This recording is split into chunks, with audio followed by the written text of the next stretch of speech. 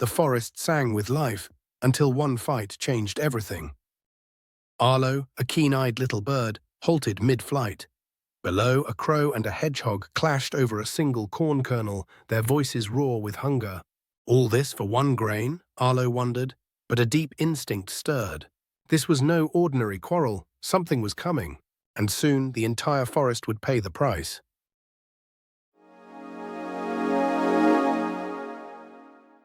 One day, King Lion convened an emergency council, summoning his most trusted advisors to discuss a dire crisis. The grain supply was dwindling, the harvests were shrinking, and hunger loomed over the land. Amid the tense gathering, the cunning fox cleared his throat and spoke with a sly smirk. Your Majesty, the birds are stealing grains from the fields, devouring our food. If we rid ourselves of them, there will be more for us. Silence fell over the council. King Lion's piercing gaze swept across his advisors as he pondered Fox's words. Then the wolf broke the quiet with fervor. The birds are the problem. They snatch the grain while we go hungry. If we eliminate them, the fields will flourish. Another pause, then murmurs rippled through the assembly. The idea took root, spreading like wildfire. Beasts exchanged knowing glances, and at last the king and his council shared a look of understanding. It made sense. Perhaps it was the only solution. At first, King Lion hesitated, but as he gazed upon the fields teeming with birds, doubt crept into his mind. Perhaps the fox and the wolf were right. Then, with a powerful strike of his claws against the earth, he made his decree. The ground shook as he made his decision. Wipe out the birds. They are the reason for our hunger. They are the enemies of the forest. The advisors exchanged wary glances. Even the old elephant, wise and respected, parted his lips to object, but under the weight of countless eyes upon him, he faltered, and so the fate of the birds was sealed. The decree was made, and the forest was plunged into chaos. The predators swooped down on the nests, the wolves hunted the flocks of birds, and the sky filled with frantic chirps of terror. The bird that had once greeted the morning with a song was now a mere prey by evening. In just a few days, the joyous songbirds were gone. The sky, once alive with their melody, was eerily silent. With weary wings and heavy hearts, the birds took flight, leaving behind a home that no longer welcomed them. Arlo tried to flee, but his heart remained tethered to his homeland.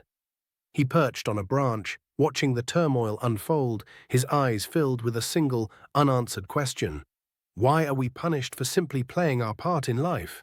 He attempted to warn them, to raise his voice, but the lion's roar drowned out his words. A sense of helplessness washed over him as he realized that the forest no longer listened. Days passed in silence. The animals believed they had triumphed and celebrated their victory, watching the fields, now brimming with grains, untouched by any bird.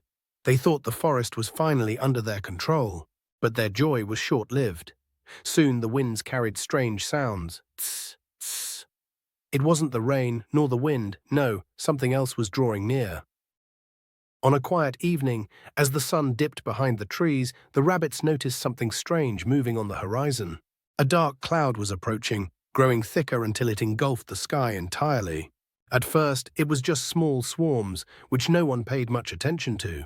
But soon the sky turned pitch black and armies of locusts began to invade the fields without fear, covering the sky and blocking the sun. The locusts descended on the crops mercilessly. Green leaves turned to brittle husks, flowers wilted, and the harvest vanished as if swallowed by a storm. King Lion roared in fury. Stop them! Stop them! The animals tried to fight back, but the locusts were like a flood. The wolf stepped forward, then froze in place as he watched the locusts devour everything in their path without mercy. Not even their claws and fangs were a match for this crawling army. Within just a few days, the food began to dwindle, and famine knocked on the doors of the forest. Hunger gnawed at everyone. The wolves were gaunt, the deer stumbled from weakness, and the trees stood like ruins. The land that had once been lush and green had turned into a barren wasteland. King Lion stood amidst the devastation, gazing at his kingdom crumbling before his eyes. For the first time, he felt the weight of his failure. Even his roar had lost its usual power. How did this happen? But no one answered. Amid this destruction, Arlo stood on a dry branch, his small eyes watching the devastation. He saw the land that had once been green now reduced to dry tinder. He saw hunger in the eyes of every creature, but he didn't feel triumph. Instead, a deep sorrow filled him. He knew the forest was his home, no matter how they had treated him. As despair threatened to consume the forest, just as the locusts had consumed the crops, King Lion suddenly remembered the birds he had exiled. The birds were the only ones who knew how to stop this disaster. But where were they now? The lion spoke with a voice heavy with regret. I was wrong. The birds were not our enemies. They were protecting us from this fate. We need them. He stared at the ground as if it might swallow him whole. He wasn't the king of the forest anymore. He was just a hungry creature who had made a grave mistake. For the first time, everyone realized the truth they had long ignored. The birds were not simply thieves of grain, they were the shield that protected the balance of the forest.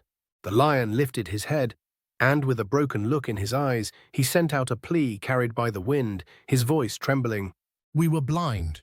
We need you more than we ever knew. Please come back. And the wind carried his call, just as the river carries its longing to the sea, echoing through the trees, yet it found no answer, save in the heart of the desolate forest. The lion sat in the heart of the barren forest, his eyes roaming over the desolate land that had once been a lush kingdom under his rule. But what kind of ruler was he if his kingdom could no longer feed its young? For the first time in his life, his roar was not a command, but an empty echo, returning to him without an answer. The weight of his mistake pressed upon him like a boulder on his chest.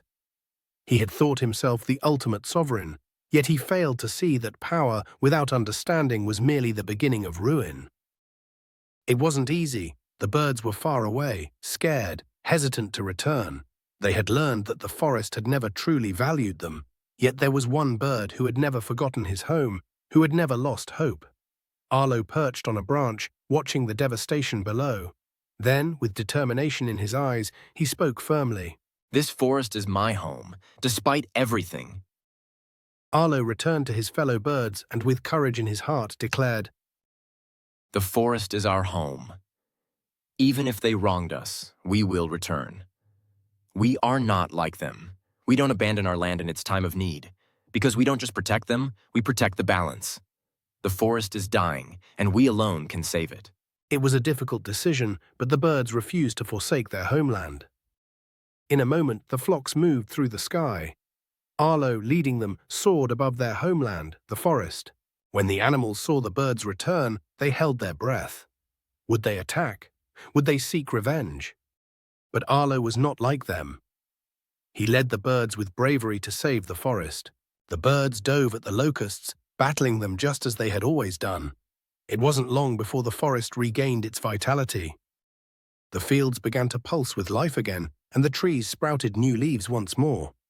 Arlo flew joyfully among the trees, now green and vibrant once again. Every creature has its role in this world, and true wisdom lies in understanding the laws of nature. King Lion looked at him with pride and said, We've learned a lesson we will never forget. You are not our enemy. You are a teacher to us all. Arlo responded confidently.